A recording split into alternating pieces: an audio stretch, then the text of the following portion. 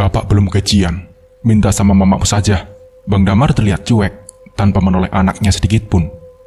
Aku yang sejak tadi memperhatikannya dari jauh, mengelus dada mendengar ucapan suamiku itu. Bagaimana bisa ia bilang belum gajian? Sedangkan ini sudah tanggal 9. Biasanya tanggal 5 ia sudah setor uang gajinya, tapi ini enggak. Mak, minta uang mak. Kakak mau beli pulpen dan alat tulis lainnya. Gadis remajaku itu menatap penuh harap padaku. Aku tersenyum tulus padanya dan merogoh kantung dasterku, mengeluarkan uang 20.000 untuknya. Apa ini cukup nak? Ujarku pelan. Dia mengangguk. Cukup mak, lebih malah, nanti sisanya dia kembaliin ya, serunya girang. Gak usah, untuk jajan dia sama adik saja, sahutku seraya melanjutkan cucian piringku yang belum selesai. Makasih ya mak. Dia berlari kecil meninggalkanku di dapur. Setelah beres mencuci piring, aku menemui Bang Damar yang masih asik bermain dengan gawainya di ruang tengah. Bang, lirihku. Aku tak berani mengucapkan kata padanya. Beberapa bulan ini sikap Bang Damar jauh berbeda. Sikapnya yang lembut dan ramah dengan keluarga berubah menjadi pemarah dan emosian. Apa? Sentaknya. Ia menatapku nyalang. Bang, kok belum setor gajian? Ini sudah tanggal 9 bang. Aku memberanikan diri bertanya padanya. Kau kan juga punya uang tanpa meminta padaku. Apa gunanya jualan kalau tak bisa menghasilkan uang? Ia kembali mengacukanku, menatap kembali gawainya sambil senyum-senyum. Tapi bang, pasar sepi beberapa bulan ini. Uangku cuma cukup untuk makan hari-hari aja bang. Sedangkan kebutuhan rumah kita banyak belum dibayar. Aku menahan sesak dan sedih. Seperti seorang pengemis, Bang Damar memperlakukanku saat ini. Iya, nanti malam aku kasih gajiku. Sekarang kau pergilah. Malas lihat wajahmu yang kusam itu. Tak bisa merawat diri. Kali ini, ucapan Bang Damar sungguh amat menyakitkan. Dari mana ia dapat kalimat menyakitkan seperti itu? Selama 16 tahun pernikahanku, baru ini terlontar ucapan sekasar itu padaku. Sesak. Air mataku tiba-tiba saja merembes di ujung mata tanpa bisa kutahan. Bang, kenapa sekasar ini ucapanmu sekarang? Ucapku. Kau pikir saja, mana ada lelaki yang betah dengan perempuan kucel sepertimu? Bau dapur, sungutnya. Kalau nggak mau bau dapur, cariin pembantu rumah tangga bang. Kasih duit lebih biar aku bisa ke salon dan beli skincare. Jawabku tak mau kalah. Bisa-bisanya ia menghinaku. Sedangkan uang yang diberi cuma cukup untuk bayar listrik dan makan saja. Makan di luar saja tak pernah. Istri bikin pusing, bentaknya. Bang Damar menatapku nyalang dan melenggang pergi entah kemana. Aku meremas baju daster merah usang yang kupakai. Ucapan Bang Damar selalu terngiang. Segera ku seka air mataku. Hari sudah menjelang maghrib dan masakan untuk makan malam belum tersedia. Harus cepat-cepat karena anak-anakku butuh makan. Lauk yang ada di kulkas hanya telur 5 butir dan sebiji sayur pari. Aku rasa cukup untuk kedua anakku dan Bang Damar jika didadar. Sayur pari dipedasin pakai cabai rawit, bawang merah dan bawang putih. Aku menuju dapur dan melupakan sejenak ucapan Bang Damar barusan. Sibuk meracik dan memasak. Setelah selesai, kuputuskan untuk segera mandi. Ingat kalimat Bang Damar, aku ini bau dapur. Semoga setelah ia pulang, ia tak mengucapkan kalimat itu lagi. Semua sudah siap menyantap hidangan di meja makan. Sudah jam 7 malam, tapi Bang Damar belum juga datang. Anak-anak sudah mengeluh lapar. Akhirnya, aku dan anak-anak makan duluan. Mak, masakan mama memang enak, meski cuma lauk telur dadar. Ucapan si bungsu.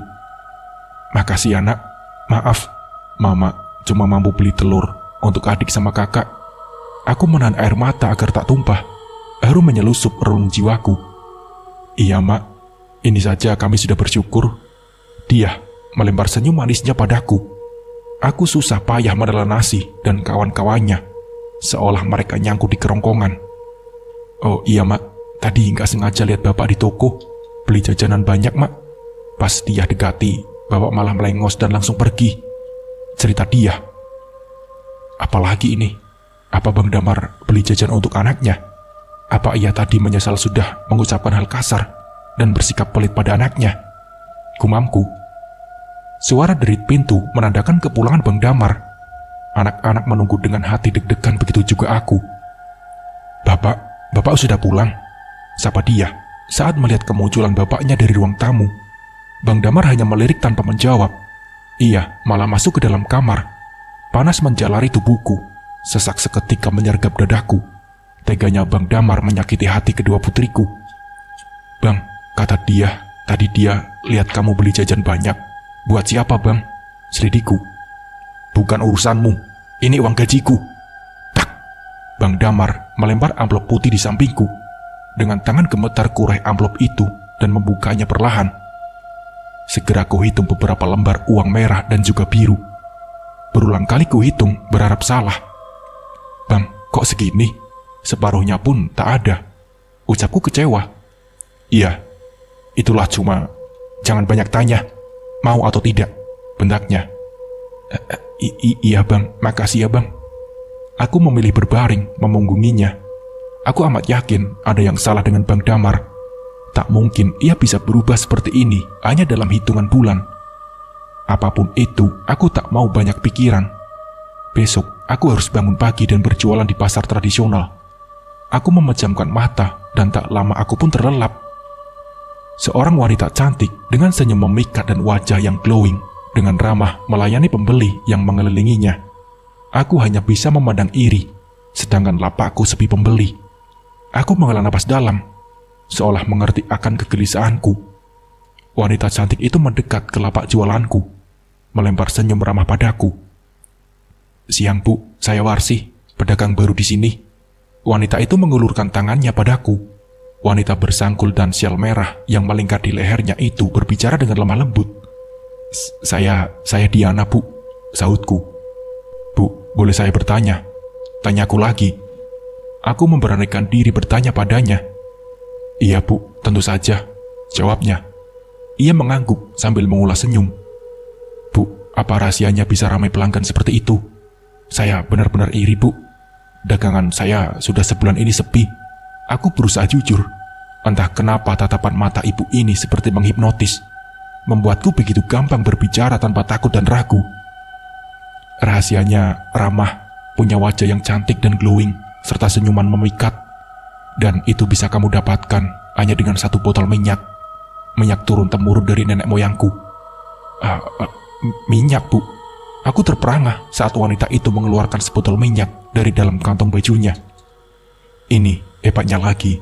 Minyak ini bisa membuat suami yang galak, mendua, atau punya simpanan balik lagi. Bakal nempel seumur hidup," ucapnya. Ini minyak apa Bu?" tanyaku. "Ini minyak simbulik atau minyak kawiyang," bisiknya. Itu dosa Bu. Saya tidak mau," tolakku halus. Sekilas, wajah wanita cantik itu seketika memerah. Mungkin ia tersinggung dengan kata-kataku barusan. Namun, sejurus kemudian ia kembali tersenyum ramah dengan suara yang mendayu membuat suasana yang sempat menegang cair seketika. "Nanti, jika kamu berubah pikiran, kamu bisa datang ke rumahku di Jalan Melati nomor 10. Namaku Warsi Purnama Wingsih." Ia pun mengulas senyum manis dan berbalik, melangkah pelan menuju lapaknya. Aku hanya bisa menatap iri saat dagangannya kembali diserbu pembeli, dan hanya 1-2 orang yang mampir ke lapakku hingga siang menjelang. Aku melangkah malas menuju rumah. Aku pun iri melihat lapak si ibu ramai dengan pembeli yang membludak. Sangat jomplang dengan lapakku yang sepi bak kuburan. Namun sedikit pun tak terlintas dalam benakku untuk menggunakan cara si ibu yang menurutku musyrik dan menduakan Tuhan. Jarak antara rumahku dan pasar tidaklah terlalu jauh. Hari ini aku sengaja pulang lebih awal, karena kupikir percuma menggelar lapak sampai pasar tutup, toh sepi juga. Di antara ramainya lalu lalang kendaraan, netraku menangkap sosok yang amat ku kenal, sedang berboncengan dengan seorang wanita muda. Mereka amat mesra, dan tangan si wanita melingkar manja di pinggang sembari tertawa riang tanpa beban. Jantungku berdegup amat kencang, bulir bening tanpa sadar luruh di sudut mata. Benarkah ini? Apa ini bukan mimpi? Sosok yang tak lain adalah Bang Damar, suami yang amat aku cintai. Lelaki yang telah menemani hidupku selama 16 tahun ini, kini sedang bersama wanita lain. Wanita yang tak pernah ku kenal dan tak tahu dari mana asalnya. Dadaku kembang-kembis menahan sesak yang tiba-tiba datang menjalari tubuhku. Lemas dan lunglai tak tertahan, hingga rasanya tubuhku ini limbung bagi tiada tenaga. Aku memilih untuk duduk di bawah atap toko di samping jalan, terisak. Banyak mata memandang, tapi kuhiraukan. Tak peduli dengan apa yang ada di pikiran mereka. Saat ini, aku hanya larut dalam kesedihan hati yang porak-poranda. Setelah kurasa cukup untukku menumpahkan segala lara yang merusak hingga ke rongga jiwa, aku kembali bangkit dan melangkah gontai menuju rumah.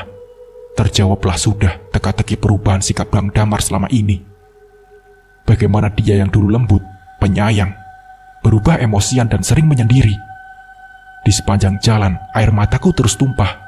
Aku sungguh tak menyangka Bang Damar rela mendua.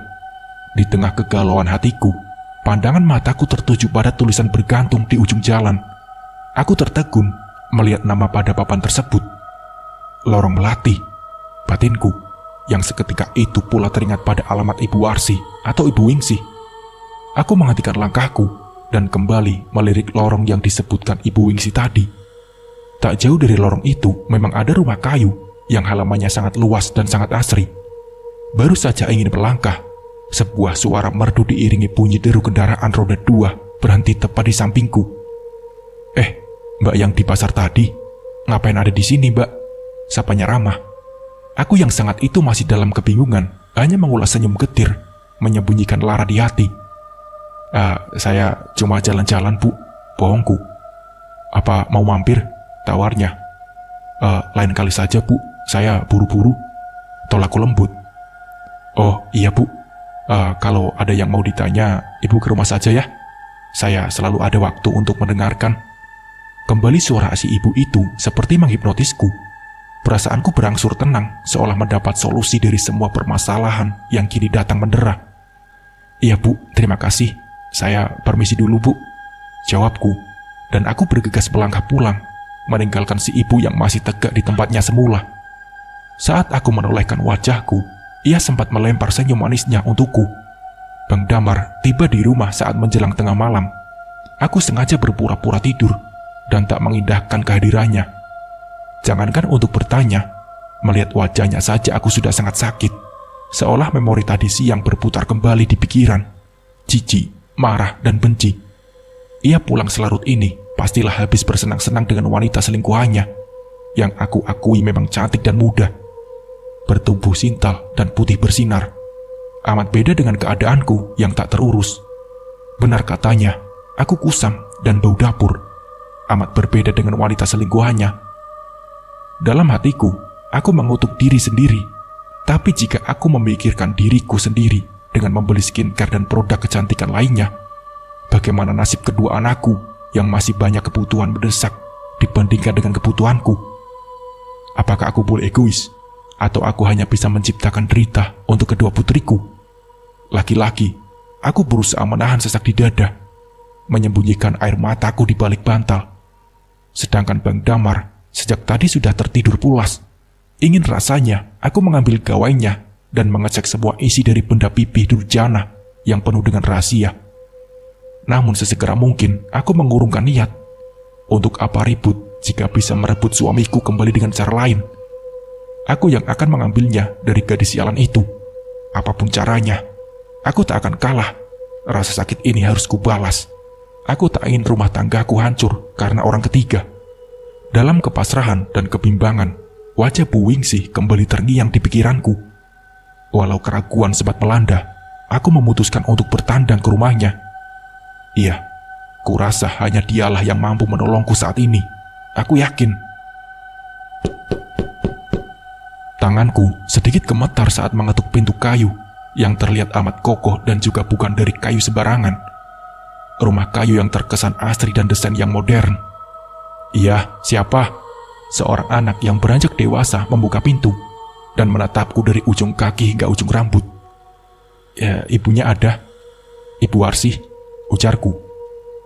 Di sini rumah Ibu Wingsih, Bu. Ia menggeleng sebelum menjawabku. Siapa, Nak? Sebuah suara merdu bertanya dari dalam, diiringi derapan langkah kaki tergesa. Mbak, ayo masuk, Mbak. Aku mengangguk dan melangkah masuk. Sungguh terkesan dengan gaya rumahnya yang elegan walaupun terbuat dari kayu. Begitu masuk, langsung disuguhkan dengan foto keluarga dan foto pernikahan. Bu Wingsi, anak tadi, lelaki yang kutaksir adalah suaminya dan seorang wanita muda cantik berbalut baju adat pernikahan di kotaku. Mataku memicing gadis itu. Apakah itu anaknya? Bagaimana bisa? Padahal wajah Bu Wingsi terlihat masih muda. Rasanya sangat mustahil punya anak yang sudah dewasa. Silakan diminum, Mbak. Oh ya, nama Mbak siapa? Dari kemarin kita belum sempat berkenalan, tanyanya. Saya Diana, Bu, jawabku pelan. Oh iya, Bu, gadis berbusana pengantin itu siapa, Bu? Cantik sekali, tak kalah cantik dengan wajah ibu, tanyaku. Ibu Wingsi sempat terperanjat dengan pertanyaanku. Ia menghela napas dalam. Aku jadi merasa tak enak hati. Dia Arini adalah anakku yang sudah meninggal setahun yang lalu, jawabnya dengan raut wajah yang penuh kesedihan. Aku merasakan apa yang ia rasa. Seketika itu pula, aku mendekat dan mengusap punggungnya, berharap bisa meredakan sedikit kesedihan di hatinya. Terima kasih, Mbak, sahutnya. Kita lanjutkan obrolan kita, Mbak. Ada perlu apa Mbak Diana datang kemari? Wajah wanita itu mendadak sumringah, sungguh aneh. Padahal tadi ia sempat menitikan air mata. Oh iya, Bu, ini perihal tawaran Ibu tempo hari. Aku menghentikan ucapanku. Ada keraguan yang menggelitik naluriku saat ini. Benarkah ini? Bagaimana dengan dosa di baliknya?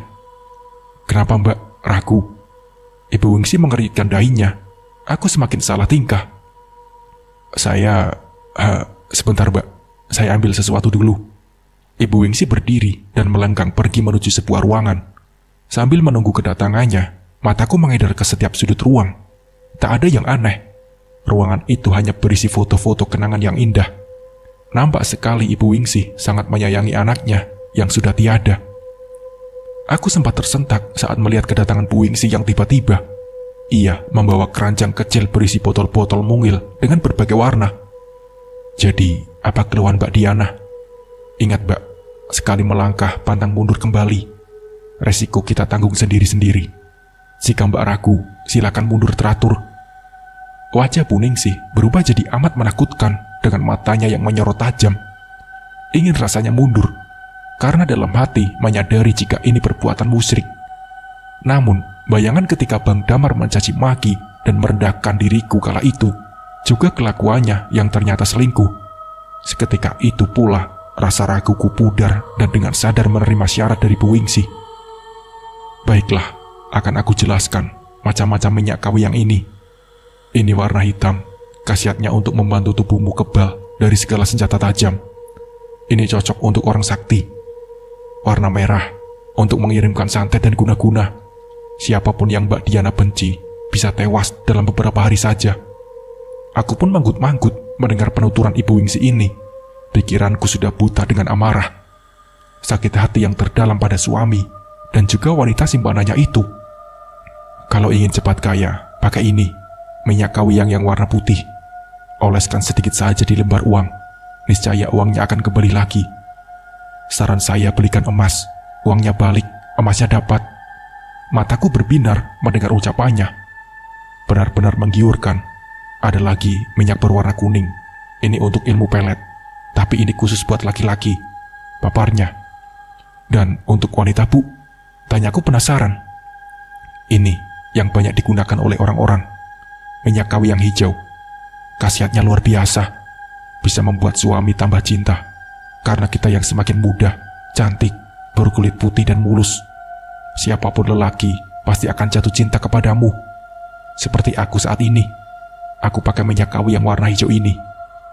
Terus sebenarnya minyak kawi yang ini minyak apa, Bu? Tanyaku dengan rasa penasaran yang membuncah. Mbak tidak tahu apa itu minyak kawi yang? Pasti bukan orang asli Kalimantan ya?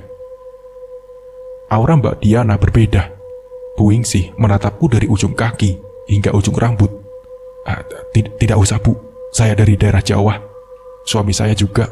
Kami di sini cuma merantau. Jawabku jujur. Pantas. Saya asli orang Kalimantan. Nenek saya suku Dayak, asli di pedalam hutan Borneo.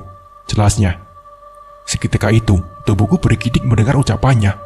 Berdasarkan cerita-cerita tetangga, suku asli Kalimantan memang punya banyak macam minyak yang penuh dengan khasiat. Tapi di balik khasiat yang wah, terdapat misteri besar yang melingkupinya. Hingga orang-orang yang menggunakannya sudah meninggal, walaupun sudah tua, berbau busuk seperti bangkai seperti mayat hidup. Ia tak juga mati sebelum ada yang mewarisi ilmunya. Apa ini juga yang akan terjadi padaku? Gumamku. Kau tak usah ragu, semua ada resikonya. Kalau soal mati, sebagian keluargaku juga mati. Buktinya anakku Arini mati muda. Belum setahun menikah, ia sudah harus meregang nyawa. Sinar di wajah Bu Wingsi semakin meredup. Ia kembali murung. Benar kata Bu Wingsi, siapapun yang bernyawa pasti akan mati, apapun caranya. Toh hidupku juga saat ini seperti orang mati, hampa karena pengkhianatan suamiku, Bang Damar. Di lain hari, Bang Damar berucap kepadaku, "Iya, nanti malam ku kasih gajiku. Sekarang kau pergilah, malas lihat wajahmu yang kusam itu. Tak bisa merawat diri," ucap Bang Damar kasar kepadaku. "Bang, kenapa sekasar ini ucapanmu sekarang?" ucapku kepada Bang Damar. "Kau pikir saja, mana ada lelaki yang betah dengan perempuan kucel sepertimu, bau dapur," bentaknya. Tiba-tiba, ucapan Bang Damar kala itu kembali terngiang di pikiranku. Betapa kejam merobek harga diri dan jiwaku. Rupanya kala itu, ia sudah berselingkuh di belakangku. Patutlah sikapnya amat berubah dan terkesan tak mengindahkan kehadiran diriku. Aku meremas tunik coklat yang kukenakan. Menahan air mata yang berontak ingin tumpah. Rasa yang amat menyakitkan hingga raga seolah tanpa nyawa. "Mbak, kenapa diam? Jika ingin mundur, masih ada waktu." Suara Bu Wingsi menyadarkanku. Aku segera menatap wajahnya dan mengangguk tanpa ragu. Iya Bu, saya terima apapun resikonya. Saya ingin suami saya tunduk dan kembali ke pelukan saya juga menjadi kaya. Apa yang harus saya berikan sebagai mahar?" tanyaku. "Tak perlu mahar, tapi aku punya syarat yang mungkin akan membuat dirimu mual dan mundur sebelum melakukannya. Tapi jika kau ingat tujuan awal dan apa yang akan kau dapat, aku yakin syarat itu tak seberapa," ucap Bu Wingsi kepadaku. "Apapun Bu, apapun. Aku sudah terlanjur sakit hati menghadapi sikap suamiku yang selingkuh dan menyia-nyiakan keluargaku. Tapi bodohnya aku masih sangat mencintainya," sautku kesal. "Baik, kau tahu apa itu minyak kawiyang?" Lagi-lagi aku menggeleng mendengar namanya saja baru kali ini. Minyak kawiyang adalah nama lain dari minyak kuyang. Apa? Minyak kuyang? Tubuhku seketika bergetar hebat. Apa maksud ibu? Kuyang yang seperti kata orang-orang itu, kepala terbang bersama dengan organ tubuhnya, tanyaku. "Iya, itu benar. Dan syaratnya Mbak Dian harus menjadi kuyang seperti saya." Seulah senyum mengerikan tersungging di wajah Bu Ningsih, membuat bulu tubuhku meremang. Aku jadi kuyang? Seolah tak percaya dengan ucapanku sendiri. "Iya, minum darah cuma beberapa kali dalam setahun. Masa tidak mampu? Ingat Bu, apa yang akan ibu dapat? Wajah cantik, siapapun pasti memuji. Suami makin sayang, selingkuhan ditendang. Anak-anak bahagia karena hidup berkecukupan," ucapnya. Aku menelan salivah susah payah. Diapit bimbang, jadi kuyang, atau hidup susah dan larut dalam kesedihan. "Bagaimana Mbak?" Iya, saya bersedia." Aku mengangguk setuju. "Baiklah, nanti jika bulan purnama, Mbak Diana oleskan minyak ini ke leher. Setelah itu, Mbak harus cari tempat persembunyian, di mana tubuh Mbak aman. Mbak harus mencari darah orang yang habis melahirkan, ibu hamil, atau orang yang baru saja dikuburkan. Itu terserah Mbak Diana. Ini bertujuan untuk memperkuat ilmu kuyang dan membuat wajah Mbak Diana semakin cantik. Ingat, jauhi kerumunan kalau tak ingin nyawa jadi taruhan," jelas Bu Wingsi. "Oh iya, satu lagi. Minyak ini jangan diletakkan di depan cermin dan harus ada ventilasi. Mengerti?" Iya Bu, mengerti," jawabku. Aku semakin bersemangat, walaupun awalnya aku ragu, tapi mendengar penjelasan Bu Wingsi, ragu itu hilang dalam sekejap. Setelah berjabat tangan dan berjanji perburuan pertama itu untuk Bu Wingsi berupa ari-ari bayi, Aku melenggang pergi. Langkahku terasa ringan. Hatiku yang awalnya sedih dan gundah, kini lebih berasa lapang. Biarlah urusan doa itu nomor sekian. Tapi yang terpenting saat ini, Bang Damar pulang ke rumah. Aku ingin kembali mencintaiku seperti dulu, memujaku hingga tak ingin lepas dariku. Aku sakit hati pada selingkuhannya yang tega mengambil cinta dan kasih sayang Bang Damar. Tanganku mengepal kuat. Kelak ia akan jadi korbanku jika aku menjadi kuyang. Lihat saja nanti. Aku bersumpah. Jam dinding menunjukkan pukul 12 malam, tapi Bang Damar belum juga pulang. Aku memandang foto nikah kami yang tergantung tak jauh dari letak jam dinding, yang bunyi detakannya seakan menjadi irama malam yang terlalu hening. Wajah pengantin di foto yang tak lain adalah aku dan Bang Damar amat sumringah. Berbeda dengan sekarang, jangankan tersenyum, melihatku pun ia enggan. Cinta memang begitu cepat pudar. Sungguh ironis, pernikahan yang harusnya bertahan hingga maut memisahkan, kini berada dalam jurang perpisahan. Jangan tanya seberapa sering mata ia berair, menumpahkan segala lara di hati. Jangan tanya seberapa sering anak-anak menahan lapar dan keinginannya untuk jajan saat bapak mereka tak pernah lagi memberi uang, serta daganganku yang sepi pembeli. Berkali-kali sudah Bang Damar tak pulang. Begitu pulang dalam keadaan marah. Selama ini aku menahan diri untuk tidak menggunakan minyak kuyang. Namun pertahananku akhirnya roboh. Rasa sakit ini benar-benar membuatku buta. Yang kini di pikiranku bagaimana anakku bisa hidup layak dan suamiku tunduk kepadaku. Aku bangkit dari tempat tidur, mengunci pintu kamar, dan bergegas melangkah menuju nakas di mana botol mungil minyak kuyang itu kuletakkan. Kemudian kubuka dan kuambil beberapa tetes, lalu kuoleskan mengelilingi leher. Awalnya tak ada reaksi apa-apa, tapi menit berikutnya di bagian leher terasa panas, ngilu, dan gatal. Panas itu menjalar hingga ke seluruh tubuh menimbulkan rasa gerah dan ngilu yang teramat sangat. Leherku berputar kencang hingga terdengar seperti tulang yang patah, sedangkan isi perutku seperti diobrak-abrik. Begitu ngilu dan teramat sakit. Apa yang terjadi pada diriku? Tak lama, prak, ringan. Aku terasa ringan, melayang-layang persis seperti burung. Awalnya aku bahagia, tapi saat netraku menangkap tubuh tanpa kepala yang baru kusadari jika itu tubuhku, aku menjadi sedih. Kutatap kembali diriku saat ini yang hanya kepala dan organ tubuh yang menggantung dengan lampu kecil yang bersinar. Aku tak tahu itu apa. Benda seperti lampu itu bersinar merah. Rasa haus yang teramat sangat kian menjalari tenggorokanku. Aku amat dahaga. Hebatnya, aku bisa melesat melalui ventilasi udara dan kini melayang di tengah malam. Sesuai perjanjian dengan Ibu Wingsih, aku terbang mencari ari-ari yang ia minta. Dari satu rumah bidan dekat rumah hingga desa sebelah, beberapa tempat aku jelajahi. Akhirnya pencarianku membuahkan hasil. Bau darah teramat menyengat membuatku bersemangat. Melesat ke arah rumah bidan yang ternyata ramai dengan keluarga pasien.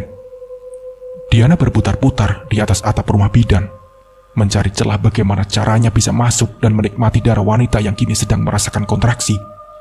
Saat keluarga pasien sedang menunggu di teras sembari menikmati udara segar di luar, wanita yang sedang bertaruh nyawa itu dibiarkan sendirian.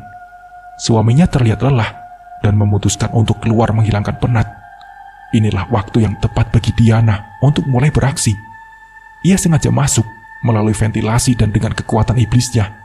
Ia menutup pintu saat Bu Bidan keluar mengambil beberapa obat-obatan. Abang, teriaknya saat ia menyadari kepala yang menyeringai padanya itu bukan Bu Bidan. Diana yang sudah berubah menjadi kuyang melayang-layang di langit-langit kamar dengan organ tubuh bergantungan. Abang. Di antara sakitnya kontraksi, wanita malang itu masih sempat memanggil suaminya. Peluh mengucur deras berikut darah yang perlahan mulai mengalir di selapahannya. Darah yang membuat Diana seperti gila. Ia mendekati daerah kewanitaan si ibu hamil itu dan dengan rakus menyantap darah hingga si ibu lemas dan pingsan. Tak lupa, ia mengambil ari-ari bayi dan meninggalkan bayi malang itu yang mati karena kehabisan darah begitu saja di atas kasur. Diana lalu terbang melesat pergi secepat kilat setelah tugasnya selesai. Tapi ada lagi dahaga yang mendera. Sedangkan di luar, Bu Bidan seperti mendengar lirih teriakan dari kamar pasiennya. Jarak antara ruang penyimpanan obat tak jauh. Ia langsung berlari ke kamar si ibu hamil. Namun pintunya tertutup dan amat sulit dibuka. Sedangkan dari dalam si ibu hamil masih merintih. Gegas Bu Bidan berlari menuju teras dan memanggil suami yang baru saja menghisap rokoknya. Seluruh keluarga panik dan berlari menuju kamar si ibu hamil. "Ratih, Ratih," panggil suaminya dari luar. Tapi sayang, tak ada jawaban sepatah kata pun dari dalam. Prak! Mereka bergantian mendobrak pintu. "Ratih, Ratih, ya Allah Ratih." Suami wanita malang itu yang ternyata bernama Ratih gelongsor di lantai mendapati istrinya yang terbaring tak sadarkan diri, beserta bayi mereka yang membiru dan tak bergerak. Bu Bidan dengan cekatan memeriksa nadi si ibu yang saat ini masih bersimbah darah. "Pak, Ibu Ratih masih hidup, tapi kondisinya teramat lemah. Harus kita bawa segera ke rumah sakit, karena alat di sini tidak memadai, Pak," jelasnya. Si suami segera mengangguk setuju. Ia tak ingin kehilangan untuk kedua kalinya. Dan dengan susah payah, ia berdiri dan menata hati. Mereka bergegas membawa si ibu dengan mobil pribadi. Semua berharap agar si ibu selamat. Cukuplah anaknya saja yang pergi, ibunya jangan. Saat mereka sibuk mengangkat si ibu masuk ke dalam mobil, si suami tak sengaja melihat bayangan terbang menjauh dan berada di ketinggian. Bayangan itu seperti burung besar, hinggap dari satu pohon ke pohon lain. Bulu kuduk si suami meremang, merasa heran karena di tengah malam begini ada burung besar berkeliaran. Ia memalingkan wajah dan kembali mengurus istrinya yang belum juga sadar. Mobil pun menderu kencang menembus malam, memburu waktu untuk menyelamatkan nyawa si ibu malang ini, yang kini sedang berjuang untuk suatu nafas kehidupan dan asa bersama suami tercinta. Diana menatap puas di depan cermin yang ia letakkan di ruang keluarga. Wajah cantik dan glowing dengan bibir merah merona, rambut panjang sebahu dengan tubuh sintal dan kulit putih mulus, jauh berbeda dengan 2 hari yang lalu. Buluk dan bau dapur, ari-ari bayi yang diminta Bu Wingsi sudah dibungkus di dalam kendi, seperti yang diperintahkan beberapa hari yang lalu. Senyum merekah di pipi putih kemerahan milik Diana. Ia bolak-balik berlenggok di depan cermin memuji kecantikan tubuh dan wajahnya tanpa henti. "Mak, Mak," panggil anak sulungnya yang disambut dengan suara merdu si emak. Wanita yang umurnya sudah masuk kepala 4 itu berjalan ke arah anaknya dengan sumringah. "Iya nak, ada apa?" Sewaktu Diana mendekati anaknya, si anak hanya terbengong melihat perubahan emaknya yang amat signifikan. Ia bagai melihat wanita muda yang sama sekali tak mirip emaknya. Dia, nama si anak yang sudah beranjak remaja itu, mundur beberapa langkah, seolah ia tidak percaya jika itu adalah emaknya. Ibu siapa?" cecarnya. "Nak, ini mama, nak, ini mama." Diana berusaha meyakinkan anaknya, tapi si anak masih sulit percaya. "Gak mungkin, mamaku secantik ini. Emang mama pakai apa biar bisa jadi seperti ini?" tanyanya curiga. "Ini biar bapakmu tidak jelalatan lagi, dan kamu juga adik bisa bahagia seperti dulu. Tidak susah makan, apalagi jajan." Diana membelai lembut rambut anaknya. Matanya mulai berkaca-kaca jika mengingat kesedihan dan kesusahan kedua anaknya. "Mak, ini mama kesayanganku." Dia merengkuh mamanya dalam pelukannya. Gadis bertubuh montok itu sudah sama besar dengan tubuh Diana. Mereka terisak bersama. Sesekali Diana mengucup sayang pipi dan kening anaknya. Ia rela dan ikhlas berbuat apapun asalkan anak-anaknya bisa hidup layak seperti dulu, sebelum suaminya terpikat wanita lain. Akak," suara lirih gadis kecil membuyarkan romansa antara ibu dan anak. Mereka serentak menatap mata mungil, berhidung bangir, dengan senyum berkembang sembari menghapus bulir bening yang masih tersisa di pipi. "Akak, itu mama," lirihnya. Kembali mereka mengangguk bersamaan. Mama cantik sekali." Gadis kecil itu mendekat dan jemari lentiknya membelai wajah emaknya yang mulus meski tanpa polesan. "Iya sayang, ini mama." Lagi-lagi Diana tak mampu menahan bulir yang mendesak ingin keluar. Ia lemah jika itu berhadapan dengan anak-anaknya. Sebegitu cintanya ia, hingga ia merelakan dirinya terjerembab dalam dosa demi kebahagiaan kedua putri tercintanya. Prek! Diana pun tersentak saat mendengar suara bariton Damar yang menggelegar dan berbuat bulu halus seketika meremang. "Kalian sedang apa?" teriaknya saat melihat Diana dan kedua anaknya dalam kondisi saling berpelukan. Kamu siapa?" teriaknya saat melihat Diana dan kedua anaknya dalam kondisi saling berpelukan. Mata keranjang Damar mulai bereaksi, menatap inci demi inci wajah dan tubuh Diana tanpa celah. "Aku istrimu lah, makanya jangan jarang-jarang pulang. Istri sendiri pun tak tahu," omel Diana. Ia berdiri berikut kedua anaknya. "Masuk kamar, nak. Mama akan bicara sama bapak," titah Diana. Kedua anaknya mengangguk dan menuruti perintah ibunya. Mereka berjalan beriringan dan masuk ke dalam kamar. Diana, nggak mungkin. Ia menatap Eran dan menolak percaya dengan ucapan Diana, istrinya. "Kenapa? Eran, aku yang harus heran. Kau kemana saja, Bang? Gak ada kabar, pulang marah-marah," bentak Diana. "Sudah, jangan ngomongin yang lain-lain. Abang kangen. Kamu cantik banget sekarang." Damar terus berdecak kagum. Ia mengitari tubuh Diana yang bak anak gadis, sintal dan putih, membuatnya bernafsu ingin segera mencicipi tubuh istri yang selama ini ia sia-siakan. Kangen.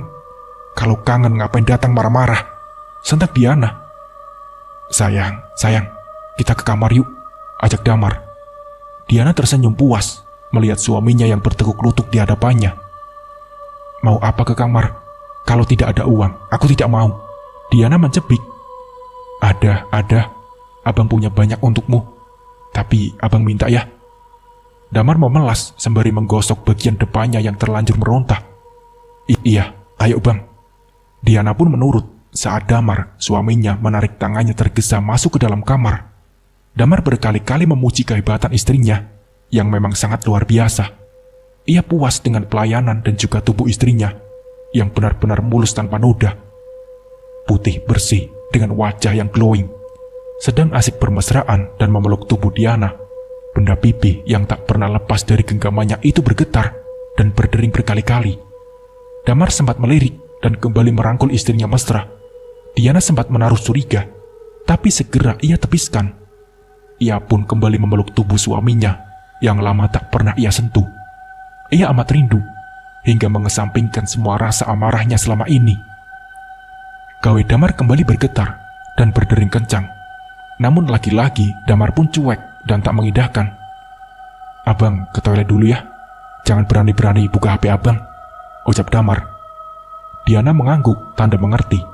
Ia berpura-pura berbaring saat Damar keluar kamar dan menuju toilet dengan hanya memakai sarung hitam kotak-kotak kesayangannya. Rasa penasaran menelisik relung hati Diana.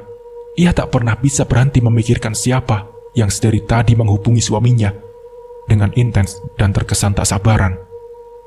Kemudian, gawe Damar kembali bergetar. Diana tanpa ragu mengambil gawe Damar dan membuka aplikasi hijau bergambar telepon dengan hati yang risau. Matanya membelalak saat membaca pesan yang dikirim oleh orang yang tidak ia kenal. "Jangan lari dari tanggung jawab. Aku tunggu sekarang juga. Ini darah dagingmu, Mas," isi tulisan itu. Dengan tangan gemetar, Diana meletakkan kembali gawe Damar. Hatinya pun pilu. Jelas jika yang mengirim pesan itu adalah selingkuhan Damar. Tanggung jawab, darah daging. Apa maksudnya ia hamil? Hamil anak Bang Damar, batin Diana. Suara kaki Damar mengentak lantai membuat bunyi yang cukup untuk menandakan kehadirannya. Diana kembali berbaring dan berpura-pura tidur. Ia tak ingin Damar marah dan mengakibatkan mereka kembali larut dalam pertengkaran. Damar kembali membuka pintu pelan dan sedikit berjinjit masuk ke dalam kamar. Ia tak lantas berbaring, tapi meraih gawai yang sejak tadi terus bergetar. Ia kemudian membuka gawainya. Pagi itu, seorang gadis berpawakan oriental bermata sedikit tipis dan berhidung mancung dengan kulit putih, bersih, keluar dari dalam kamar mandi dengan tergesa. Tangannya gemetar menggenggam sebuah alat dengan 2 garis merah terang terukir di sana. Tatapannya pun nanar dan matanya berkaca-kaca. Berulang kali ia mencoba menghubungi kekasih gelapnya, tapi sayang, si lelaki bajingan yang ia cintai tak juga mengangkat teleponnya. Ia gusar antara takut, sedih, dan kecewa. Sebenarnya sedikit pun ia tak ingin menghubungi lelaki itu yang beberapa bulan ini selalu intens mengunjungi dan mencurahkan cinta kasih untuknya. Ia tahu jika si lelaki sudah punya istri. Iya, dialah Damar, suami sah dari Diana, wanita beranak 2 yang sudah mulai menuju dewasa. Lelaki berusia 40 tahunan itu yang masih nampak sangat gagah, beranak berumur 25-an saking awet mudanya. Tubuhnya pun proporsional, dengan wangi yang memikat, matang dan sangat elegan, walau bekerja di perusahaan yang biasa, alias bukan orang yang kaya raya. Namun ucapannya manis dan pujian yang terlontar dari bibirnya mampu membuat Saraswati, nama si gadis yang terpikat dan terjerat cinta terlarang bersamanya, hingga mudah saja baginya menyerahkan mahkota kewanitaannya tanpa paksaan. Saraswati, janda muda tanpa anak yang bekerja di sebuah tempat karaoke. Perkenalannya dengan Damar bermula saat lelaki itu datang mengunjungi tempat karaoke bersama teman-teman kantornya. Para Saras yang cantik dan senyum yang menggoda mampu membuat jiwa kelelakiannya Damar bangkit, dan sejak saat itu mereka intens bertemu dan menjalin hubungan. Awalnya Saras menolak saat tahu Damar sudah punya keluarga kecil yang katanya tidak bahagia. Namun berkat pandainya Damar bersilat lidah, memainkan kata, akhirnya Saras luluh juga. Damar selalu bilang jika istrinya kasar, pemarah, tukang morotin, dan suka main tangan. Ia frustasi dengan kehidupannya dan berulang kali ingin bunuh diri. Tapi begitu bertemu dengan Saras, ia jadi punya semangat hidup baru dan berjanji akan segera menceraikan istrinya. Saras yang saat itu sudah dibutakan cinta, merasa iba dan mau dijadikan simpanan sementara. Dengan rela menyerahkan tubuhnya, ia yang selama ini tak pernah mendapat nafkah dari mantan suaminya, merasa amat berharga karena Damar selalu memberi uang dan juga perhatian kapanpun dan dimanapun. Ia tak pernah sungkan memperlakukan Saras dengan manis walaupun berada di keramaian. Tak ada rasa takut dan tak pernah ada rasa was-was. Bukti bahwa Damar memang sangat mencintai dan menginginkannya. Namun anehnya, semenjak pulang ke rumah siang tadi, Damar sudah dihubungi. Janda umur 25 itu bertambah gusar saat ia mencelupkan alat tes kehamilan yang ia tampung dalam gelas plastik. 2 garis merah jelas tergambar di sana. Tubuhnya seketika gemetar, peluh mengucur deras dari keningnya. Apa yang harus ia sampaikan pada keluarganya di kampung? Hamil tanpa adanya seorang suami. Ini akan jadi tamparan keras untuk kedua orang tuanya. Saras melayangkan tinjunya pada pintu kamar mandi. Ia kesal dan kalut, menyadari kebodohannya. Kini ia menyadari kesalahannya. Lelaki itu penuh dengan dusta. Benda pipi di genggamannya bergetar, seraya menyeka air matanya yang sejak tadi membasahi pipinya. Saras mengangkat telepon dari seseorang yang sejak tadi ditunggunya. Iya, halo? Kenapa kamu kirim pesan begitu? Suara dari lelaki di ujung sana terdengar menekan dan kesal. Sangat berbeda dengan sikap yang biasanya, manis dan penuh cinta. Bang, aku positif hamil, Bang. Kapan kau akan menceraikan Diana? Aku tidak mau berbagi dengannya, tuntut Saras, janda cantik yang saat itu tengah mengandung anak Damar. Apa kau sudah gila? Tak mungkin secepat itu, gugurkan saja, jawab Damar. Pikirannya kalut, bagaimana bisa ia berbagi, sedangkan gajinya saja masih kurang untuk 1 orang istri. Ini 2, dan bagaimana caranya untuk menceraikan Diana? Tak mungkin ia menceraikan istri yang selama ini menemaninya dalam suka maupun duka. Apalagi saat ini Diana sudah berubah, tambah cantik, glowing, dan langsing. Ia menyesali perbuatannya yang sempat berpaling dan menyukai wanita lain. Di dalam hatinya, ia hanya menganggapnya permainan saja, namun tak menyangka Saras akan mengandung anaknya. Bang, ini anak kau juga, jangan lepas dari tanggung jawab. Apa kau mau saat ini juga aku yang datang ke rumahmu dan menemui istri gendutmu itu? Tak usah, aku yang akan menemuimu. telepon pun ditutup. Saras menghela napas dalam dan tubuhnya luruh di lantai, terisak. Ia sebenarnya bukan wanita jahat, tapi wanita yang terberdaya dengan ucapan manis dan gumbal. Di dalam lubuk hatinya terselip rasa bimbang. Apakah ia harus tetap mempertahankan bayi dalam kandungannya atau ingin menggugurkannya? Sedangkan bayi itulah yang ia tunggu selama hidup bersama mantan suaminya dulu. Ia sempat divonis mandul dengan keluarga mantan suaminya karena 3 tahun menikah belum juga dikaruniai anak. Karena tak tahan diterpa badai prahara, ia akhirnya menyerah dan memilih bercerai. Terpaksa bekerja di tempat karaoke, menemani tamu, tapi tak pernah melakukan hubungan lebih. Hanya kepada Damarlah ia mau, karena terpikat tampan dan manisnya janji juga pujian. Detik terasa bagai jam bagi Saras. Menunggu kehadiran Damar berasa lama dan waktu seolah terhenti seketika. Apakah ini azab baginya karena mencuri yang bukan miliknya? Begitu mudahnya ia mendapat bayi mungil dalam perutnya hanya dalam beberapa kali hubungan. Berbeda saat ia berstatus istri yang sudah puluhan bahkan ratusan kali, tapi tak juga jadi. Ini azab, anugerah, ataukah bencana? Ketukan pintu menggema hingga ruangan dapur di mana Saras sedang menangis terseduh. Ia segera beranjak dan berlari tergesa menuju pintu depan dengan jantung yang berdegup kencang, berharap Damar yang datang. Dan benar saja, Damar kini sudah berada di ambang pintu dengan wajah yang merah padam menahan amarah. Dan setelah Damar di depan pintu,